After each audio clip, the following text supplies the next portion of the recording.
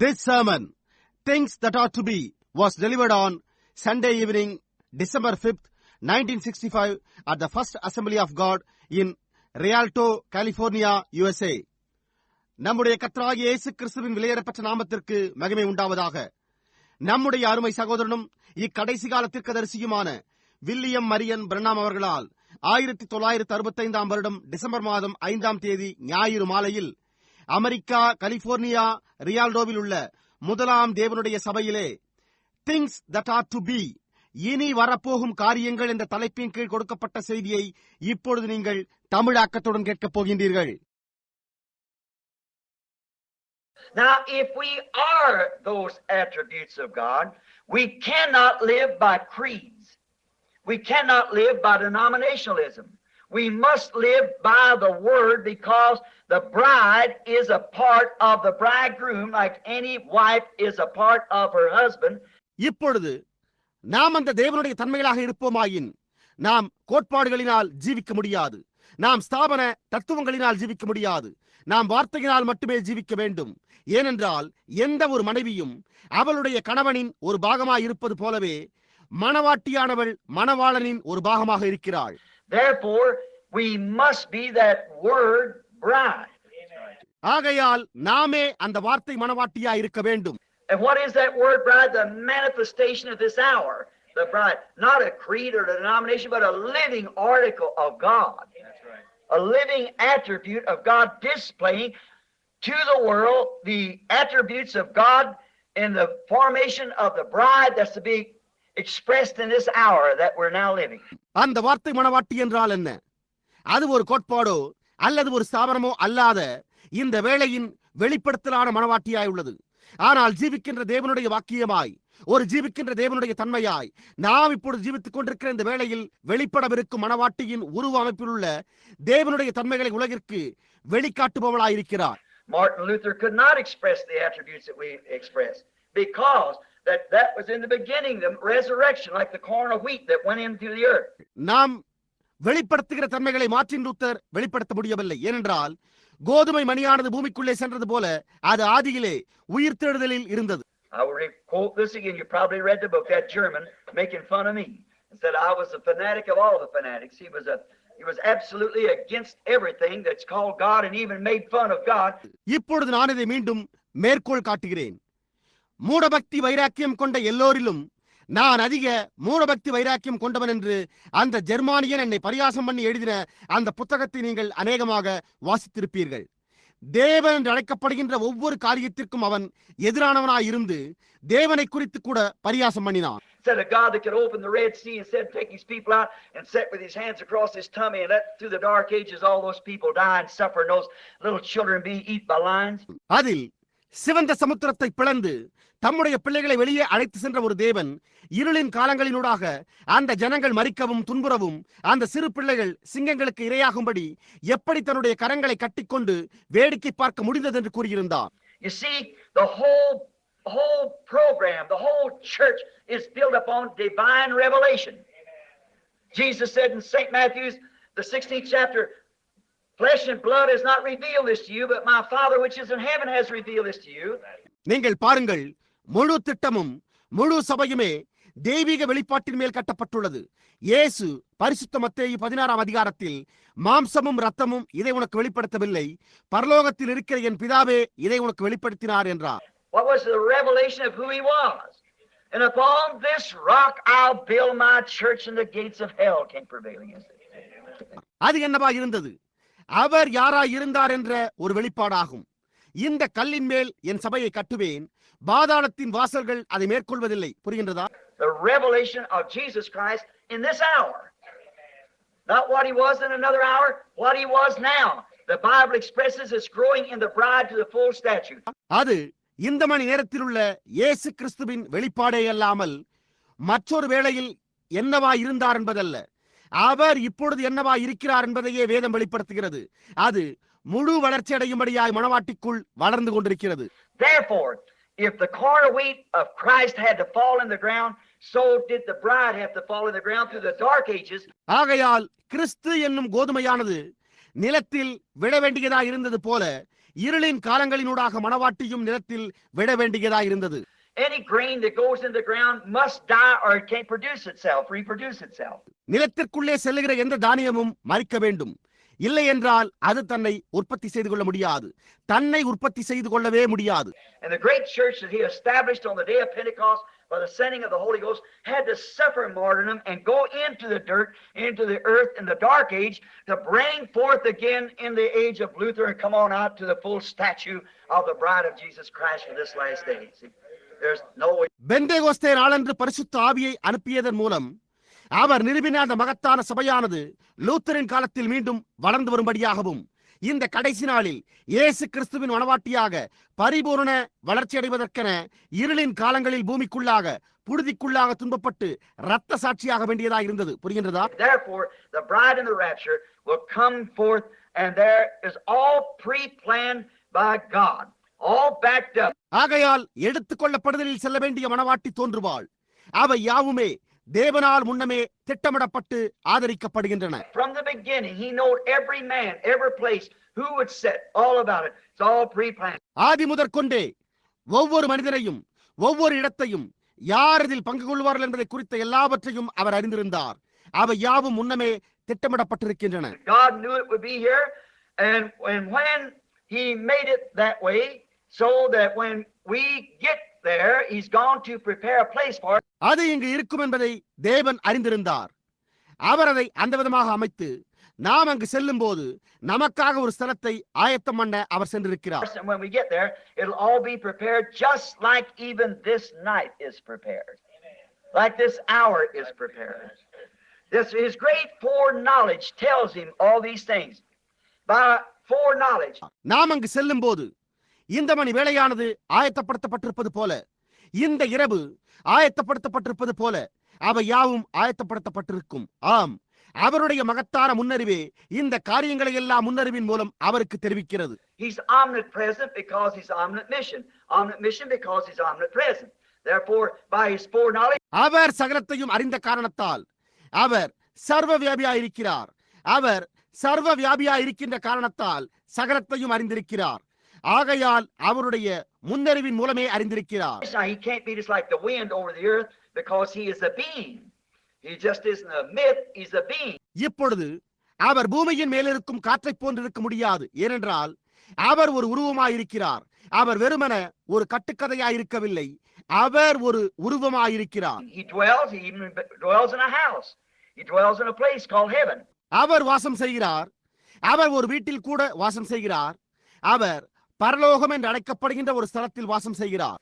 And therefore by his being omnipresent, being omniscient, knowing all things, then he is omnipresent because he knows all things.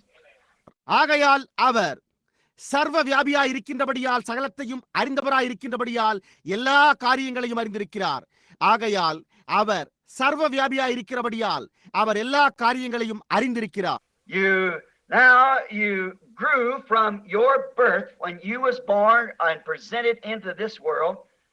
God knew that you were going to be here in this earth and you growed from birth to maturity. இப்பொழுது நீங்கள் உங்கள் பிறப்பிலிருந்து வளர்ந்துள்ளீர்கள். நீங்கள் பிறந்தபோது இந்த உலகத்திற்கு அளிக்கப்பட்டீர்கள். நீங்கள் இந்த பூமியில் இங்கே இருக்கப் போவதாய் இருந்தீர்கள் என்பதை தேவன் அறிந்திருந்தார். நீங்கள் பிறப்பிலிருந்து முதிர்ச்சி வரை வளர்ந்துள்ளீர்கள். Things that seem so strange to you in your young womanhood, young boyhood, as children, now seems very real. ஸ்திரீகளாகிய உங்களுடைய வாலிப பருவத்தில், பையன்களாகிய உங்களுடைய வாலிப பருவத்தில், பிள்ளைகளாக இருந்தபோது மிகவும் வினோதமாக தென்பட்ட காரியங்கள் இப்பொழுது மிகவும் உண்மையாக தென்படுகிறது.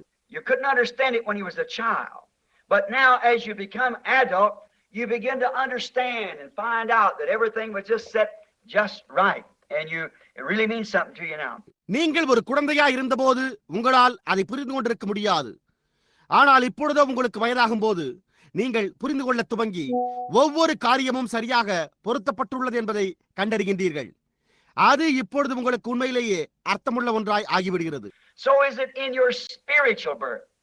You do things that you don't understand when your little baby come to the altar. You give your life to Christ. அது அவ்வண்ணமே உங்களுடைய ஆவிக்குரிய பிறப்பிலும் உள்ளது. நீங்கள் ஒரு சிறு குழந்தையாய் இருந்தபோது நீங்கள் புரிந்து கொள்ளாத காரியங்களையே செய்கிறீர்கள். அதன் பின்னர் நீங்கள் பீடத்தண்டை வருகின்றீர்கள். அப்பொழுது நீங்கள் உங்களுடைய ஜீவியத்தை கிறிஸ்துவுக்கு அர்ப்பணிக்கிறீர்கள். You do such strange things. You wonder why you did it. But after a while, when you mature as matured Christians, then you understand. நீங்கள் அப்படிப்பட்ட வினோதமான காரியங்களை செய்கிறீர்கள். நீங்கள் ஏன் அதை செய்தீர்கள் என்று நீங்களே ஆச்சரியப்படுகின்றீர்கள். ஆனால் கொஞ்சம் கழித்து நீங்கள் முதிர்வடையும் போது, முதிர்வடைந்த கிறிஸ்தவர்களாக ஆகும் பொழுது, அப்பொழுதே நீங்கள் அதை புரிந்து கொள்ளுகின்றீர்கள். See, there's something picks up. You see why you had to do it. Your spiritual birth, or your natural birth types your spiritual. புரிகின்றதா? ஏதோ காரியம் தவறிய வழியை மீண்டும் கண்டறிய செய்கிறது. நீங்கள் ஏன் அதை செய்ய வேண்டியதாக இருந்தது என்பதை நீங்கள் காண்கின்றீர்கள். உங்களுடைய ஆவிக்குரிய பிறப்பு, உங்களுடைய இயற்கையான பிறப்பு உங்களுடைய ஆவிக்குரிய பிறப்பிற்கு மாதிரியா இருக்கிறது. How it fitted to you in this life as you grew, everything fitted right in because you were made for that. அது உங்களுக்கு இந்த ஜீவியத்தில் எப்படியாய் பொருந்தியுள்ளது? நீங்கள் வளரும் போது ஒவ்வொரு காரியமும் சரியாக பொருந்துகிறது. ஏனென்றால் நீங்கள் அதற்காகவே உண்டாக்கப்பட்டிருந்தீர்கள். Was it a strange thing the night that you staggered into the mission, the tent meeting, or the little church somewhere on the corner, and something the preacher preached on a certain subject, and you just fell right at the altar? See? ஓர் இரவு நீங்கள் இந்த இடத்திலோ, கூடார கூட்டத்திலோ, அல்லது எங்கோ மூலையில் உள்ள ஒரு சிறு சபையிலோ, அல்லது ஏதோ ஒரு காரியத்தை, ஒரு குறிப்பிட்ட பொருளை பிரசங்கிக்கையில் நீங்கள் பீடத்தண்டை தட்டு தடுமாறி விழுந்தது ஒரு வினோதமான காரியமாய் இருக்கவில்லையா? புரிகின்றதா? See? God knew that before the foundation of the world. See? It seems strange to you why you did it then, but now you understand. You knew what happened. புரிகின்றதா? உலக தோற்றத்திற்கு முன்னமே தேவன் அதை அறிந்திருந்தார். புரிகின்றதா? நீங்கள் ஏன் அதை அப்பொழுது செய்தீர்கள் என்பதே உங்களுக்கு வினோதமாய் தென்பட்டிருக்கும். ஆனால் இப்பொழுது நீங்கள் புரிந்து கொள்ளுகின்றீர்கள். என்ன சம்பவித்தது என்பதை நீங்கள் அறிந்து கொண்டீர்கள். It's so fitting to you in this life and will be also in the life that is to come. அது உங்களுக்கு இந்த ஜீவியத்தில் மிகவும் பொருத்தமாய் இருந்து கொண்டிருக்கிறது. அது வரப்போகும் ஜீவியத்திலும் கூட பொருத்தமாகவே இருக்கும். This world in this life seems to advance as you mature. Everything seems to go right with you. இந்த உலகமும் அதனுடைய ஜீவியமும் நீங்கள் முதிர்வடையும் போது முன்னேற்றம் அடைவதாக தென்படுகிறது. எல்லா காரியமுமே உங்களோடு சரியா இருப்பது போன்று தென்படுகிறது. I don't believe in that a person just happened to be here by chance. இங்கு ஒருவர் தற்செயலாக இருக்க வேண்டியதா இருந்தது என்பதை நான் விசுவாசிக்கிறதில்லை. I just think when you come to the world, everything had to be prepared for you, or pre-prepared rather for you. இப்பொழுது சற்று சிந்தித்து பாருங்கள். நீங்கள் உலகத்திற்கு வரும்போது ஒவ்வொரு காரியமும் உங்களுக்கு முன்னதாகவே இல்லை, சரியாக கூறினால் முன்கூட்டியே ஆயத்தமாக்கப்பட வேண்டியதாயிருந்தது. I don't hardly understand that how that we could think that a God that could prepare all these good things for us we could not put trust in him. இந்த எல்லா நன்மையான காரியங்களையும் நமக்காக ஆயத்தம் பண்ண முடிந்த ஒரு தேவனை நம்மால் எண்ணி பார்க்க முடிந்தும் நம்மால் அவரில் நம்பிக்கை வைக்க முடியாமல் இருப்பதை நான் புரிந்து கொள்ளவில்லை. That if he brought us in this chaos that we're in now and prepared the good things of life for us here, how much more can we trust him to prepare the things that is to come? See? The eternal things. It seems, I say, very strange. அதாவது இப்பொழுது நாம் இருக்கிற இந்த குழப்பத்தில் நம்மை கொண்டு வந்து இங்கே நமக்கான ஜீவியத்தின் நன்மையான காரியங்களை ஆயத்தம் பண்ணி இருக்கும் போது பாருங்கள், வரப்போகும் காரியங்களை, நித்திய காரியங்களை ஆயத்தம் பண்ணுவதற்கென நாம் அவரை எவ்வளவாய் நம்பி இருக்க வேண்டும். அது மிகவும் வினோதமாக தென்படுகிறது என்றே நான் கூறுகிறேன். And I do not think that heaven is a place that my mother used to tell me about. I believe that the church has grown from that. என்னுடைய தாயார் வழக்கமாக பரலோகத்தை குறித்த இடத்தில் கூறினது போன்று அது ஒரு இடமல்ல என்றே நான் கருதுகிறேன். சபையானது அதிலிருந்து வளர்ந்திருக்கிறது என்று நான் விசுவாசிக்கிறேன். To think that used to be 100 years ago or two, I think the old timers used to think that everyone that died went up to heaven and had a harp and sat up there on the clouds and played a harp. வழக்கமாக 100 ஆண்டுகளுக்கு முன்னரோ அல்லது 200 ஆண்டுகளுக்கு முன்னரோ ஒவ்வொருவரும் மரித்த பின்பு பரலோகத்துக்கு சென்று ஒரு சுரமண்டலத்தை வைத்துக் கொண்டு மேகங்கள் மேல் அமர்ந்து கொண்டு சுரமண்டலத்தை வாசிப்பதாகவே பழங்காலத்தவர்கள் வழக்கமாக கருதி வந்தனர். Now they know that there was a place called heaven, But if that be so, all the musicians that have it on us, you see.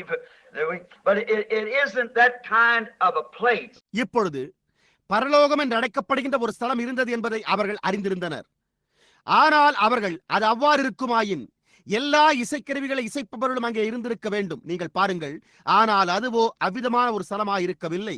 It isn't playing harps at all. I don't believe the Bible teaches that. But that was a conception that they had before the fullness of the Word come into existence, or the opening of the seven seals that promised to us in this age. That we then understand. அது சுரமண்டலங்கள் இசைக்கப்படுகின்ற இடமே அல்ல. வேதம் அவ்வாறு போதிக்கிறது என்று நான் விசுவாசிக்கவில்லை. ஆனால் அதுவோ வார்த்தையின் பரிபூர்ணம் வெளிப்படையாக தோன்றுவதற்கு முன்னர், அல்லது இக்காலத்தில் நமக்கு வாக்களிக்கப்பட்டிருக்கிற 7 முத்திரைகள் திறப்பதற்கு முன்னர் அவர்கள் கொண்டிருந்த ஒரு கருத்தாய் இருந்தது. அதன் பின்னரே நாம் அதை புரிந்து கொள்கிறோம். I believe that heaven is a real place, just the same as this is a real place. Okay? For God started us in our spiritual growth in this place. இது ஒரு தத்ரூபமான ஸ்தலமாய் இருக்கிறது போலவே பரலோகமும் ஒரு தத்ரூபமான ஸ்தலம் என்றே நான் விசுவாசிக்கிறேன். பாருங்கள், ஏனென்றால் தேவன் நம்முடைய ஆவிக்குரிய வளர்ச்சியை இந்த இடத்தில் துவங்கினார். And I believe that heaven is a place just as real as this, where we don't sit up there for eternity and just sit there on a cloud. We don't just strum a harp for all from here ever. எனவே இந்த இடம் எவ்வளவு தத்ரூபமாக உள்ளதோ அதை போன்றே பரலோகமும் ஒரு தத்ரூபமான ஸ்தலம் என்றே நான் விசுவாசிக்கிறேன். ஆகையால் நாம் அங்கே நித்திய காலமாக மேகங்கள் மேல் உட்கார்ந்திருப்பதில்லை. நாம் அங்கு நம்முடைய சுரமண்டலங்களை எப்போதும் இசைத்துக் கொண்டிருப்பதில்லை. But we're going to a real place where we're going to do things, where we're going to live, we're going to work, we're going to enjoy, we're going to live, we're going to life, to a real eternal life. ஆனால் நாம் ஒரு உண்மையான ஸ்தலத்திற்கு போய்கொண்டிருக்கிறோம். நாம் அங்கே சில காரியங்களை செய்யும்படிக்கு போய்கொண்டிருக்கிறோம். நாம் அங்கே ஜீவிக்கப் போகின்றோம். நாம் பணிபுரிய போகின்றோம். நாம் அனுபவிக்க போகிறோம். நாம் ஜீவிக்கப் போகிறோம். நாம் ஜீவனண்டைக்கு, ஒரு உண்மையான நித்திய ஜீவனண்டைக்கு சென்று கொண்டிருக்கிறோம். We're going to a heaven, a paradise, just like Adam and Eve worked and lived and eat and enjoyed in the Garden of Eden before sin came in. We're on our road right back there again. Right back. நாம் ஒரு பரலோகத்திற்கு, ஒரு பரதீசுக்கு போகின்றோம். ஆதாமும் ஏவாளும் பாவம் Eden தோட்டத்திற்குள் வருவதற்கு முன்னர் அவர்கள் பணிபுரிந்து ஜீவித்து புசித்து அனுபவித்து மகிழ்ந்த அங்கேதான் நாம் மீண்டும் செல்வதற்கான நம்முடைய பாதையில் இருக்கிறோம். The first Adam through sin taking us out, the second Adam through righteousness bring us back in again. Justifies us and brings us back in. முதலாம் ஆதாம் பாவத்தினூடாக நம்மை வெளியே கொண்டு சென்றான். இரண்டாம் ஆதாம் நீதியினூடாக நம்மை மீண்டும் அங்கு கொண்டு வருகிறார். நம்மை நீதிமான்களாக்க திரும்பவும் அங்கே உள்ளே கொண்டு செல்கிறார். You people take the tapes now on the message of justification. I want you to take it, and you do take the tapes. I want you to get that. I spoke on here some time ago. இப்பொழுது ஒளிநாடாக்களை கொண்டு செல்லுகிற ஜனங்களாகிய நீங்கள் நீதிமானாக்கப்படுதல் என்னும் செய்தியை நீங்கள் கொண்டு செல்ல வேண்டும் என்று விரும்புகிறேன். ஒளிநாடாக்களை எடுத்து செல்லுகிற நீங்கள் அதை கேட்டு பெற்றுக்கொள்ள வேண்டும் என்று நான் விரும்புகிறேன். அண்மையில் நான் இங்கு அதை பற்றி பேசினேன். Look how your earthly parent, before you come here, before they knew you was coming, made ready for your coming. Just think of that now, your earthly parent. நீங்கள் இங்கு வருவதற்கு முன்பாக உங்களுடைய பூமிக்குரிய பெற்றோர்கள் நீங்கள் வரப்போவதாய் இருந்தீர்கள் என்பதை அவர்கள் அறிந்தவுடனே உங்களுடைய வருகைக்கான ஆயத்தத்தை செய்தனர். இப்பொழுது அதை குறித்து உங்களுடைய பூமிக்குரிய பெற்றோர்களை குறித்து சற்று சிந்தித்து பாருங்கள். Which an earthly parent is only a type of a heavenly parent.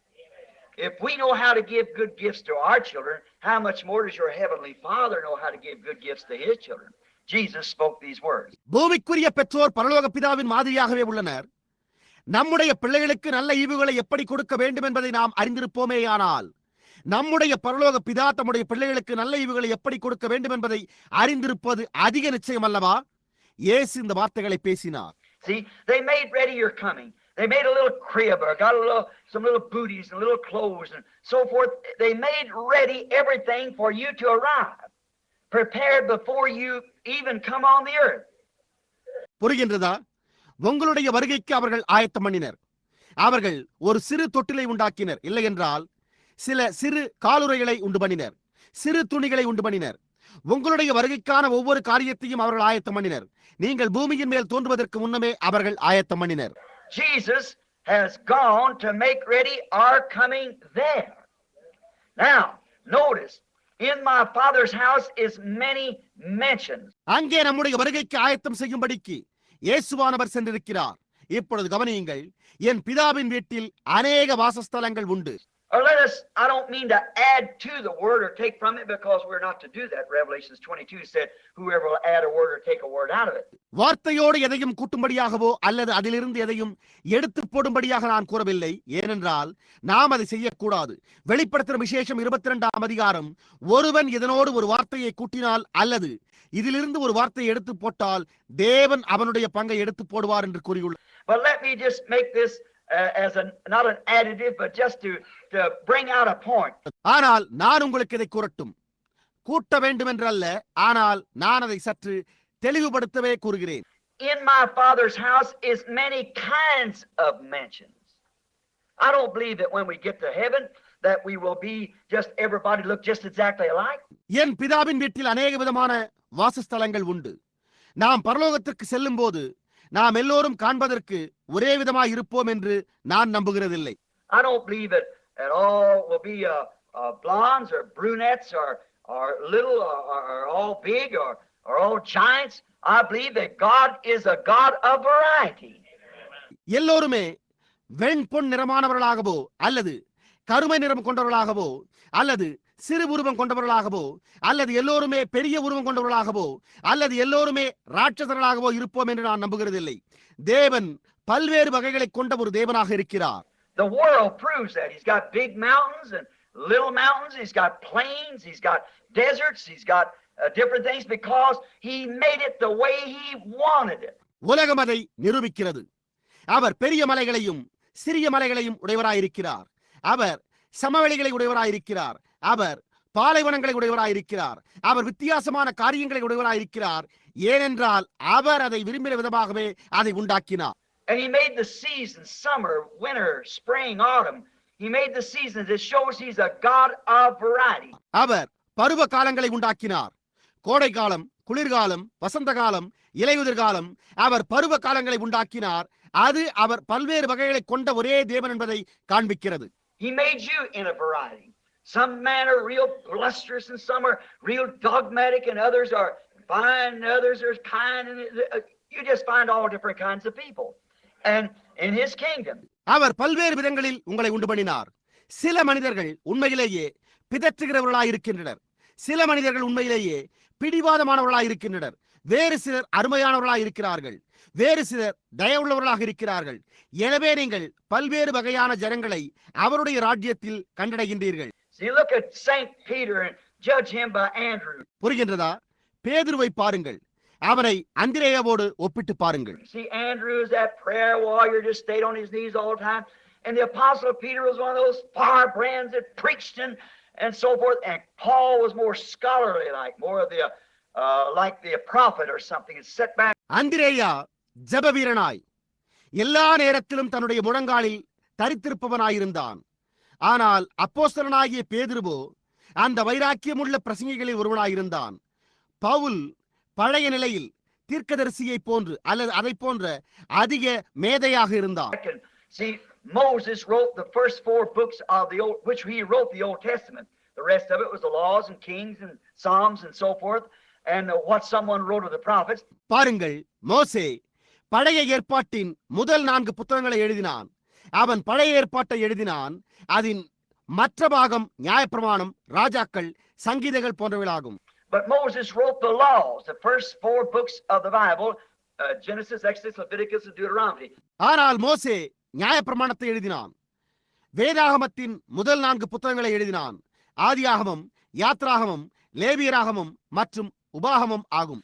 And then Paul wrote the New Testament. That's true. Matthew, Mark, Luke, and John wrote the acts of what taken place and so forth. அதன் பின்னர் பவுல் புதிய ஏற்பாட்டை எழுதினான். அது உண்மை. மத்தேயு, mark, லூக்கா மற்றும் யோவான் இவர்கள் நடந்த காரியங்களை எழுதினர். But Paul separated law and grace and put it into its place. He was the writer of the New Testament. ஆனால் பவுலோ நியாயப்பிரமாணத்தையும் கிருபையையும் வெவ்வேறாக பிரித்து அதனதன் ஸ்தானத்தில் அதை பொருத்தினான். புரிகின்றதா? அவன் புதிய ஏற்பாட்டின் எழுத்தாளனாயிருந்தான். He gave us the writings of the New Testament, setting the Word of God in order. அவன் தேவனுடைய வார்த்தையை ஒழுங்கில் அமைத்து புதிய ஏற்பாட்டின் புத்தகங்களை நமக்கு அளித்தான். Now, notice many mansions, many kinds of mansions, like many kinds of hills, like many kinds of rivers, springs, lakes. They were here when you come here first because the kindness of your heavenly Father placed them here. இப்பொழுது கவனியுங்கள். அநேக வாசஸ்தலங்கள், அநேக விதமான வாசஸ்தலங்கள், அநேக விதமான குன்றுகளைப் போல, அநேக விதமான ஆறுகள், ஊற்றுகள், ஏரிகளைப் போல நீங்கள் முதலில் இங்கு வரும்போதே அவைகள் இங்கிருந்தன. ஏனென்றால் உங்களுடைய பரலோக பிதாவின் தயவு அவைகளை இங்கே வைத்துள்ளது. Because some man likes mountains, some people likes waters, some likes deserts. So you see, you're coming. He knew your nature and what you would be, so he made it just the way that you could enjoy it. ஏனென்றால் சில மனிதர்கள் மலைகளை விரும்புகின்றனர், சில ஜனங்கள் தண்ணீரை விரும்புகின்றனர், சிலர் வனாந்திரங்களை விரும்புகின்றனர். ஆகையால் நீங்கள் பாருங்கள், உங்களுடைய வருகையையும் உங்களுடைய சுவாபத்தையும் நீங்கள் என்னவா இருப்பீர்கள் என்பதையும் அறிந்து நீங்கள் அதை அனுபவித்து மகிழ வேண்டும் என்பதற்காகவே அவர் அதை அந்த விதமாக உண்டாக்கினார். Oh, I think that's a wonderful Father, see? Know that he made it like this. அவர் ஒரு அற்புதமான பிதாவாய் இருக்கிறார் என்பதை நான் எண்ணி பார்க்கிறேன். பாருங்கள், அவர் அதை இந்த விதமாகவே உண்டாக்கி இருக்கிறார் என்பதை நாம் அறிவோம். I'm glad he made mountains. I like the mountains. I like that. Where the others say, I can't stand all they must have emptied his mortar box out there. Well, he emptied out so I could enjoy it, you see. அவர் மலைகளை உண்டாக்கியதில் நான் மகிழ்ச்சி அடைகிறேன். நான் மலைகளை விரும்புகிறேன். நான் அதை விரும்புகிறேன். அவர் அங்கிருந்து அவருடைய பெட்டியிலிருந்து கற்களை கொட்டி வெறுமையாக்கி இருக்க வேண்டும். நான் அதை அனுபவித்து மகிழும்படியாய் அவர் அதை கொட்டி வெறுமையாக்கினார். உங்களுக்கு புரிகிறதா? So then I like the plains where I can see a long ways. Well, the two different natures, both of us Christians. எனவே அதன் பின்னர் எனக்கு சமவெளிகள் பிடிக்கும், நான் அங்கே அதிக தூரம் காண முடியும் என்கின்றீர்கள். இரண்டு வித்தியாசமான இயல்புகள். நாம் இருவருமே கிறிஸ்தவர்கள். But the Father knew that you would be here and prepared everything for you before you got here. Amen. ஆனால் நீங்கள் இங்கு இருப்பீர்கள் என்பதை பிதா அறிந்திருந்தார். எனவே நீங்கள் இங்கே வருவதற்கு முன்னரே உங்களுக்காக எல்லாவற்றையும் ஆயத்தம் பண்ணினார். ஆமென். Your first coming here, he had it ready for you when you got here. Isn't that marvelous? To think of what he done. நீங்கள் முதன்முறையாக இங்கு வரும்போதே அவர் உங்களுக்காக அதை ஆயத்தம் செய்திருந்தார். அவர் என்ன செய்தார் என்பதை குறித்து சிந்தித்து பார்க்கும்போது அது அற்புதமாயிருக்கவில்லையா? Now, but remember, these are only temporal gifts in type. இப்பொழுது ஆனால் நினைவிருக்கட்டும், அவைகள் அடையாளமாய் உள்ள தற்காலிக வரங்களாய் மாத்திரமே உள்ளன. Now we know that Moses, in building the tabernacle in the wilderness or preparing it, he said he made all things after the order of what he saw in heaven. இப்பொழுது மோசே வனாந்திரத்தில் உள்ள கூடாரத்தை ஆயத்தம் செய்தபோது பரலோகத்தில் அவன் கண்ட மாதிரியின்படியே அவன் எல்லா காரியங்களையும் செய்தான் என்று அவன் கூறினான் என்பதை நாம் அறிவோம். See, so the earthly things only express what the eternal things are. புரிகின்றதா? ஆகவே பூமிக்குரிய காரியங்கள் நித்திய காரியங்கள் என்னவென்பதை மாத்திரமே வெளிப்படுத்துகின்றன. And if this earth that we live in today being so great as we love it and love to live and breathe the air and see the flowers and things, if this here is the expression, one that's dying is only expressing one that's eternal. நாம் இன்றைக்கு ஜீவிக்கிற இந்த பூமியானது மிகவும் பெரியதாய் இருக்கிறது. நாம் அதை நேசிக்கிறோம், நாம் அதில் வாழ விரும்புகிறோம், அந்த காற்றை சுவாசிக்க விரும்புகிறோம், மற்றும் அந்த பூக்களையும் மற்ற காரியங்களையும் காண விரும்புகிறோம். இது இங்கு வெளிப்படுத்தலாயிருக்குமாயின் மரித்துக் கொண்டிருக்கும் ஒன்று நித்தியமான ஒன்றையே வெளிப்படுத்திக் கொண்டிருக்கிறது. When you see a tree struggling, pulling, trying to live, that means there's a tree somewhere that doesn't have to do that. ஒரு மரம் போராடிக்கொண்டும் இழுத்துக்கொண்டும் ஜீவிக்க முயற்சித்துக் கொண்டும் இருப்பதை நீங்கள் காணும்போது அப்படி செய்ய வேண்டி இராத ஒரு மரம் எங்கோ உள்ளது என்பதையே அது பொருட்படுத்துகிறது. When you see a man here struggling to live, somebody in a hospital or on a sick bed or in an accident, struggling and the death rattles in their throat and pulling and crying and screaming for life. What does that mean? இங்கு ஒரு மனிதன் உயிர் வாழ போராடுவதை நீங்கள் காணும்போது, ஒரு மருத்துவமனையில் அல்லது ஒரு சுகவீன படுக்கையில் அல்லது ஒரு விபத்திலோ யாரோ ஒருவர் உயிர் வாழ போராடிக்கொண்டு அவருடைய தொண்டையில் மரண ஒலி எழுப்ப இழுத்துக் கொண்டும் அழுது கொண்டும் உயிருக்காக கூச்சலிட்டுக் கொண்டும் இருக்கையில் அது எதை பொருட்படுத்துகிறது? There's a place somewhere, there's a body that doesn't struggle and scream for that. See? It just doesn't do it. எங்கோ ஒரு இடத்தில் அவ்விதம் போராடாத, அதற்காக கூச்சலிடாத ஒரு சரீரம் உண்டு. புரிகின்றதா? அது இதை செய்கிறதில்லை. Now they are temporal gifts to us, these things, only expressing that there is one where it's an eternal one. That's what Jesus has gone away to prepare, the eternal one for us. இப்பொழுது அவைகள் நமக்கு தற்காலிக வரங்களாயிருக்கின்றன. இந்த காரியங்கள் நித்தியமான ஒன்று எங்கோ உள்ளது என்பதை மாத்திரமே வெளிப்படுத்துகின்றன. அதனால்தான் அந்த நித்தியமான ஒன்றை நமக்காக ஆயத்தம் பண்ண இயேசுவானவர் சென்றிருக்கிறார். Now they only express there's a greater of the same kind, because these are a same kind. இப்பொழுது இவைகள் அதே விதமான மகத்தான ஒன்று உண்டு என்பதை மாத்திரமே வெளிப்படுத்துகிறது. ஏனென்றால் இவைகள் அதே விதமானவைகளாயிருக்கின்றன. I remember the Bible said, if this earthly tabernacle of our dwelling, if it perish, be dissolved, we have one already waiting.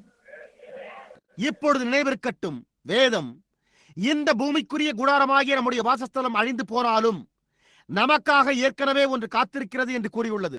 Just as the little baby, its little muscles in the mother are twisting and turning, and but just see, ஒரு சிறு குழந்தை தாயின் வயிற்றில் உள்ளபோது அதனுடைய சிறு தசைகள் முறுக்கிக் கொண்டும் திருப்பிக் கொண்டும் இருக்கிறது.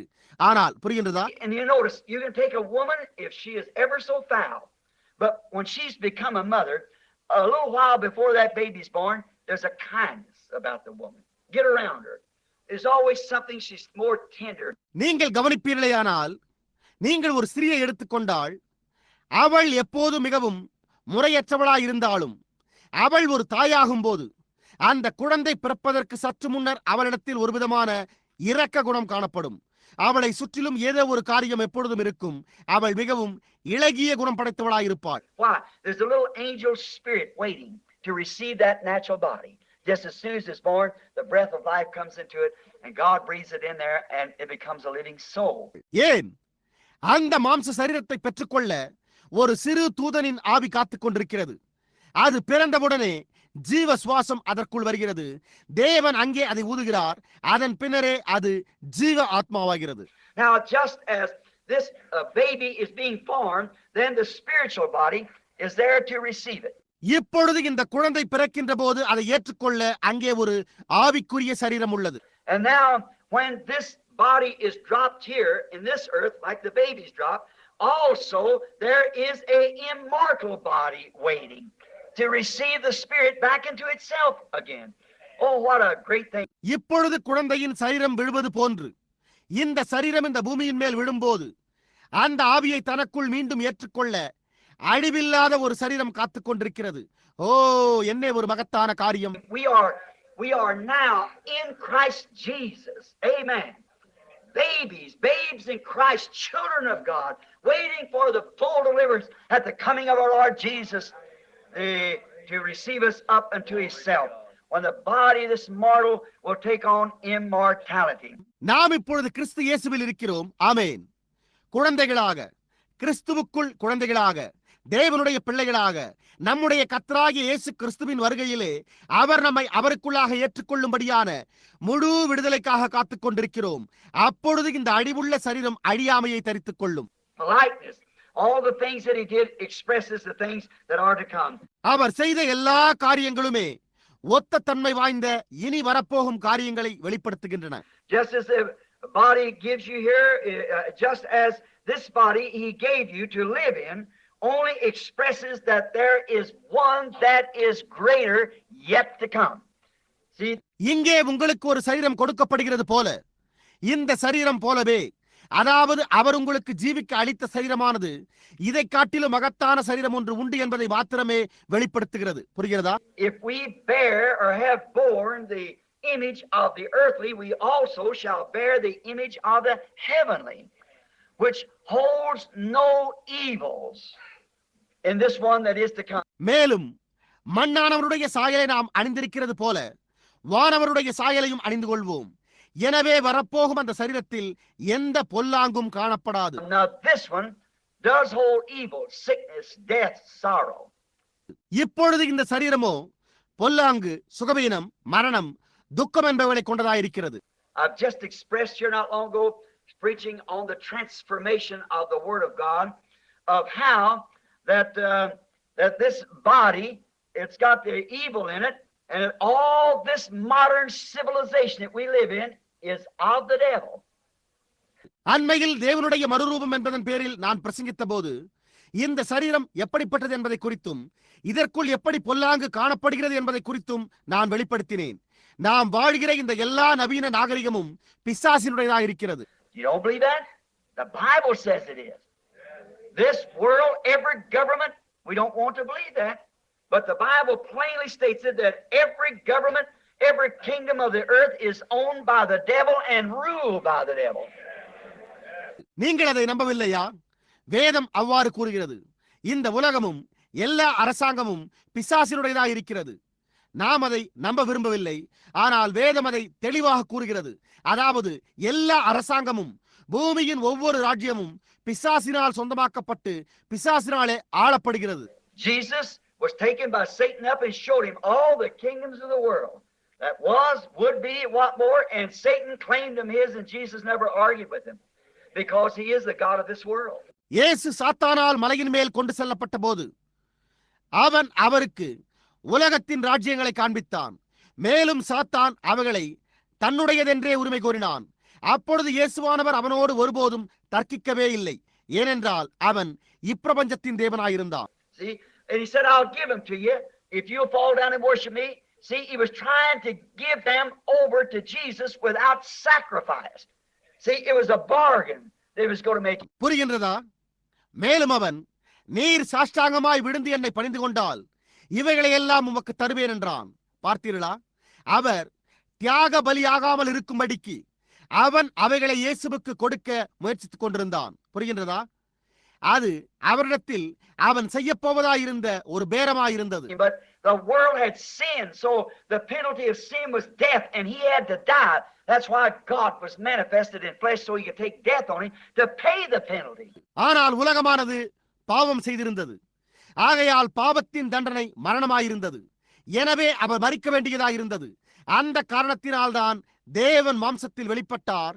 ஆகவே அவரால் தம்மேல் மரணத்தை ஏற்றுக்கொண்டு தண்டனையின் கிரயத்தை செலுத்த முடிந்தது. There's nothing to come back. It's not earmarked. It's absolutely freely paid. All the debts paid. It belongs to him now. திரும்ப பெறுவதற்கு ஒன்றுமே இல்லை. அது குறிப்பிட்ட நோக்கத்திற்காகவே ஒதுக்கி வைக்கப்பட்டிருக்கவில்லை. அது முற்றிலும் இலவசமாக செலுத்தப்பட்டிருக்கிறது. எல்லா கடன்களும் செலுத்தப்பட்டாயிற்று. அது இப்பொழுது அவருக்கு சொந்தமானதாயிருக்கிறது. And we are delegates of his kingdom, assembled here together tonight in the name of Jesus Christ our King, sitting in heavenly places. நாம் அவருடைய ராஜ்யத்தின் பிரஜைகளாக நம்முடைய ராஜாவாகிய இயேசு கிறிஸ்துவின் நாமத்தில் இன்றிரவு இங்கே ஒன்று கூடி உன்னதங்களிலே உட்கார்ந்து கொண்டிருக்கிறோம். Now, in this world that we live in, this education, I want to prove to you. இப்பொழுது நாம் வாழும் இந்த உலகத்தில் உள்ள இந்த கல்வியை குறித்து கூறுகிறேன். நான் அதை உங்களுக்கு நிரூபிக்க விரும்புகிறேன். Education, science, civilization, and all these things that we are seemingly so enjoy today is of Satan and will perish. கல்வி, விஞ்ஞானம், நாகரிகம் மற்றும் இன்றைக்கு நாம் மகிழ்ந்து அனுபவிக்கிறதாய் தென்படுகிற இந்த எல்லா காரியங்களுமே சாத்தானுடையதாக இருக்கிறது. அவைகள் அழிந்து போகும். You say, Brother Branham, civilization? Yes, sir. This civilization come by Satan.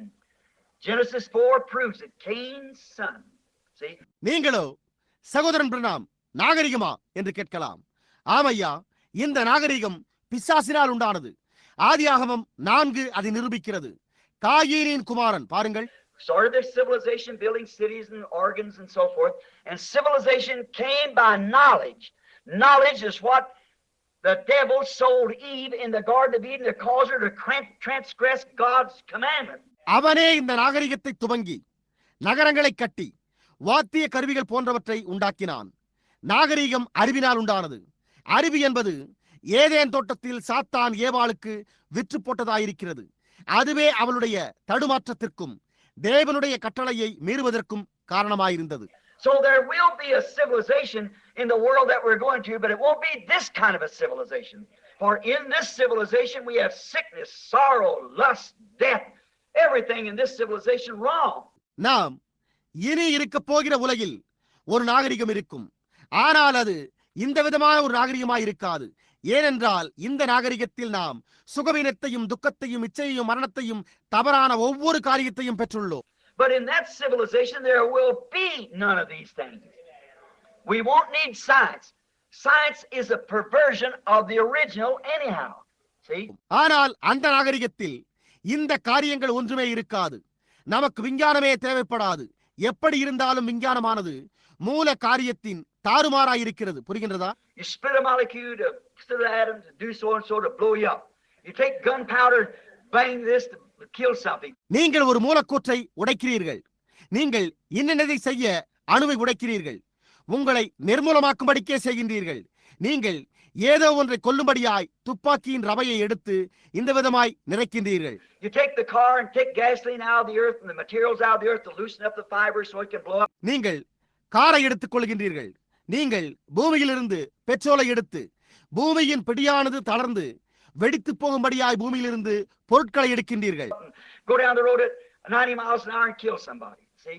Oh, so nervous, squeezing, hurry up, we got to push and taking. Oh, see, it's all of the devil. நீங்கள் சாலையில் மணிக்கு 90 mile வேகத்தில் சென்று யாரையாவது கொன்று விடுகின்றீர்கள். பார்த்தீர்களா? ஓ, அளவுக்கு அதிகமான நரம்பு தளர்வுற்ற நிலை, நெருக்கடி, துரிதம் நாம் உந்தி தள்ளிக்கொண்டு செயலாற்ற வேண்டியதாக உள்ளது. ஓ, புரிகின்றதா? அவை யாவும் பிசாசா இருக்கிறது. The kingdom of God will not have automobiles, airplanes, or any scientific achievements. No, it won't have any education at all. தேவனுடைய ராஜ்யத்தில் இரு சக்கர மோட்டார் வாகனங்களும் ஆகாய விமானங்களும் அல்லது எந்த விஞ்ஞான சாதனைகளுமே இருக்காது. இருக்கவே இருக்காது. அங்கே கல்வியும் இருக்கவே இருக்காது. It'll be an education so supreme to this that this won't even be thought of. See, education, civilization, and all this comes from Satan. அங்கே இதை பார்க்கிலும் மிகவும் மேன்மையான கல்வி உண்டாகியிருக்கும். எனவே இந்த கல்வி அங்கே நினைக்கப்படுவதும் இல்லை. புரிகின்றதா? கல்வி, நாகரிகம் இவை யாவுமே சாத்தானிடத்திலிருந்து வருகிறது. Now, do you say, Brother Branham, why do you read then? இப்பொழுது நீங்கள் அப்படியானால் சகோதரன் பிரணாமே நீங்கள் ஏன் படிக்கிறீர்கள் என்று கேட்கலாம். See, just like what I wear clothes now. In the civilization that was to come, it was first, they didn't need any clothes. They were veiled. They had no reason to wear clothes because they didn't know they were naked. பாருங்கள், நான் ஏன் இப்பொழுது உடை உடுக்கிறேன்? முதலில் இருந்த நாகரிகத்தில் அவர்கள் எந்த உடையுமே உடுக்க வேண்டிய அவசியம் இல்லாதிருந்தது. அவர்கள் திரையிடப்பட்டிருந்தனர். அவர்கள் உடைகளை உடுக்க எந்த காரணமும் இல்லாதிருந்தது. ஏனென்றால் அவர்கள் நிர்வாணமாய் இருந்தனர் என்பதையே அவர்கள் அறியாமல் இருந்தனர். Now you find out that in now then we know that we are naked. Sin abides here, then we've got to wear clothes. But it wasn't so at the beginning. There was no sin. See? இப்பொழுதோ நாம் நிர்வாணமாய் இருக்கிறோம் என்பதை நாம் அறிந்துள்ளோம் என்பதை நீங்கள் கண்டறிந்துள்ளீர்கள். இங்கே பாவம் தங்கியுள்ளது. ஆகையால் நாம் உடைகளை உடுத்துக் கொள்ள வேண்டியவர்களாய் இருக்கிறோம். ஆனால் ஆதியில் அவ்வாறு இல்லை. அங்கு பாவமே இல்லாதிருந்தது. புரிகின்றதா? Now the same thing is in the way of civilization. Altogether we read, we write, we do this, but don't never get adjusted to that. இப்பொழுது நாகரிகத்தின் வழியிலும் அதே காரியம்தான் உள்ளது. எனவே நாம் படிக்கிறோம், நாம் எழுதுகிறோம், நாம் இதை செய்கிறோம். ஆனால் ஒருபோதும் அதனோடு ஒப்புரவாக வேண்டியதில்லை. Don't ever make that your God, for that is a God of communism. It's not of Jesus Christ. அதை ஒருபோதும் உங்களுடைய தேவனாக்கி விட வேண்டாம். ஏனென்றால் அது கம்யூனிச கொள்கையின் தேவனாய் இருக்கிறது. புரிகின்றதா? அது இயேசு கிறிஸ்துவை குறித்ததல்ல. Jesus Christ is by faith. Not what you can scientifically prove, but what you believe.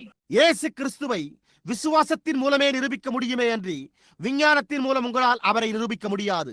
ஆனால் நீங்கள் விசுவாசிப்பதன் மூலமே நிரூபிக்க முடியும்.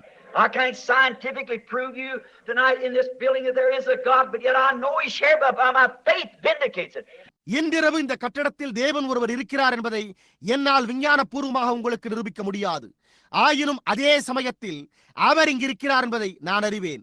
ஆனால் என்னுடைய விசுவாசத்தின் மூலம் அது ரூபகாரப்படுகிறது. Abraham could not scientifically prove to you that he's going to have a baby. That woman her nearly 100 years old, but his faith confirmed it. See, didn't need any scientific proof. Abraham சுமார் 100 வயது நிரம்பிய அந்த ஸ்திரீயிடத்திலிருந்து ஒரு குழந்தையை பெற்றுக்கொள்ளப் போகிறான் என்பதை அவனால் உங்களுக்கு விஞ்ஞான பூர்வமாக நிரூபித்து காட்டியிருக்க முடியாது. ஆனால் அவனுடைய விசுவாசம் அதை உறுதிப்படுத்தினது. புரிகின்றதா? அதற்கு எந்த விதமான விஞ்ஞான பூர்வமான நிரூபணமே தேவையில்லாதிருந்தது. Well, the doctor would say the old man's crazy. Out here saying he's going to have a baby with that woman, him 100 years old and her 90. ஏன் மருத்துவரோ அந்த வயோதிப மனிதன் பைத்தியம் பிடித்தவனாயிருக்கிறான், அவன் இங்கே அந்த ஸ்திரீயின் மூலம் ஒரு குழந்தையை பெற்றுக்கொள்ளப் போகிறான் என்று கூறிக்கொண்டிருக்கிறான், அவனுக்கு 100 வயதாகிறது, அவளுக்கோ 90 வயதாகிறது என்று கூறியிருப்பான். But you see, God said so it don't take science, it takes faith to believe God's word, not science. ஆனால் நீங்கள் பாருங்கள், தேவன் அவண்ணமே கூறினார், எனவே அதற்கு விஞ்ஞானம் தேவைப்படுகிறதில்லை. தேவனுடைய வார்த்தையை விசுவாசிக்க விஞ்ஞானம் அல்ல, விசுவாசமே தேவைப்படுகிறது. So our schools and things are a blow up. God never said go forth and make schools or even have Bible schools. You know that? He said preach the word. Exactly right. ஆகையால் நம்முடைய பள்ளிகளும் மற்ற காரியங்களும் பெரிதாயுள்ளன. மேலும் தேவன் போய் பள்ளிக்கூடங்களை உண்டாக்குங்கள் அல்லது வேதாகம பள்ளிக்கூடங்களை நிறுவுங்கள் என்று ஒருபோதும் கூறவே இல்லை. உங்களுக்கு தெரியுமா? அவரோ வார்த்தையை பிரசங்கி என்றே கூறினார். அதுவே முற்றிலும் சரியானது. Our educational system's taken us farther away from God than anything I know of. That's right. Farther away from God. எனக்கு தெரிந்த எந்த காரியத்தை காட்டிலும் நம்முடைய கல்வி முறைகளே நம்மை தேவனிடத்திலிருந்து தூர கொண்டு செல்லுகின்றன. அது உண்மை. அவைகள் தேவனிடத்திலிருந்தே தூர கொண்டு சென்று விடுகின்றன. Not build schools, hospitals and so forth. That was for the world and for that group. பள்ளிகள், மருத்துவமனைகள் போன்றவற்றை கட்டுவதினால் அல்ல, அது உலகத்திற்காகவும் அதன் குழுவிற்காகவுமே ஆகும். But I ain't got nothing against them. They play their parts, but that still's not that. ஆனால் நான் அவைகளுக்கு விரோதமாக எதையும் கொண்டிருக்கவில்லை. அவர்கள் அவர்களுடைய பாகங்களை செய்கிறார்கள், ஆனால் அது இன்னமும் அங்கில்லை. We build a hospital ever so good and practice with the best medicine we got, and thousands dying it daily. But oh my, the kingdom of God, there is no death, there is no sorrow. Amen. நாம் மிக நல்ல ஒரு மருத்துவமனையை கட்டி நாம் வைத்துள்ள சிறந்த மருந்துகளை உபயோகித்தும் தினமும் அதில் ஆயிரக்கணக்கானோர் மரிக்கின்றனர். ஆனாலோ என்னே, தேவனுடைய ராஜ்யத்திலோ மரணமே கிடையாது, துக்கமே கிடையாது. ஆமென். There's no need of these things of the world, but we pass from this thing into the realities of God, where we struggle so hard to try to find through science, and more scientific we get, more death we bring on ourselves. அங்கே உலகத்தின் இந்த காரியங்களை குறித்த தேவையே இருக்காது.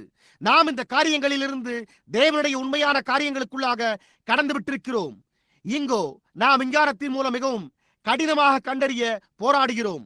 நாம் பெற்றுள்ள அதிக விஞ்ஞானம் நமக்கு அதிக மரணத்தையே கொண்டு வந்திருக்கிறது. Fighting a losing battle there. So turn loose of it and by faith believe Jesus Christ, the Son of God, and accept Him.